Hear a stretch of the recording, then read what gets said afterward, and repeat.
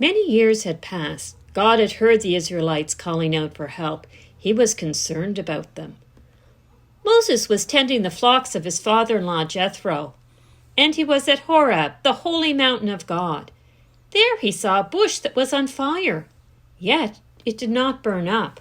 Moses thought, "This is strange. I must go over and have a look." When God saw that he did that, he called out his name. "Moses! Moses!"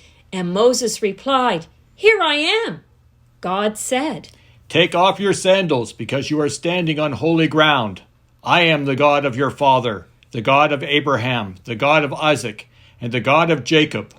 At this Moses was afraid and hid his face because he was afraid to look at God. God said, "I have heard my people in Egypt cry out to me. I have come down to rescue them and bring them to the good land, flowing in milk and honey, the home of the Canaanites, Hittites, Amorites, Pezerites, Hivites, and Jebusites. So now I am sending you to the Pharaoh to bring my people out of Egypt." Moses said, "Who am I that I should go to the Pharaoh and bring the Israelites out of Egypt?"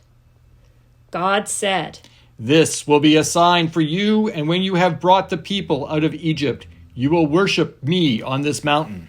Moses was not too sure about this. He said, "Suppose I go to the Israelites and say to them, 'The God of your fathers has sent me.' And they ask me, 'What is his name?' What should I tell them?" "I am who I am. Say, 'I am has sent you.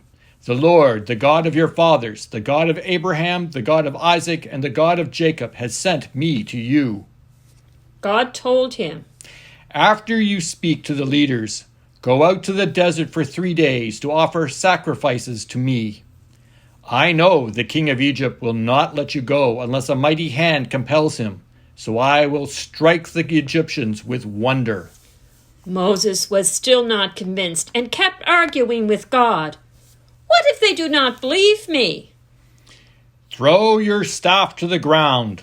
And it became a snake that moved away from Moses. Then God had Moses reach out and catch the snake, which turned back into a staff. Then God had him, "Put your hand inside your cloak and take it out again." and Moses' hand was as white as snow. Then God had him, "Put your hand back in again and then take it out." and then it looked normal. Then God said, "If the Pharaoh doesn't believe in either of these signs, we'll take some water from the Nile River and pour it on the ground, and it will become blood." So then Moses tried another tact. I am slow of speech and tongue." "Who do you think gave you the ability to speak? Now go, and I will help you to speak." Then Moses said, "Oh Lord, please send someone else." God, by this time, was losing his patience. "What about your brother Aaron? He can speak well, and he is already on his way to meet you. I will help both of you to speak. Now take this staff and get a move on."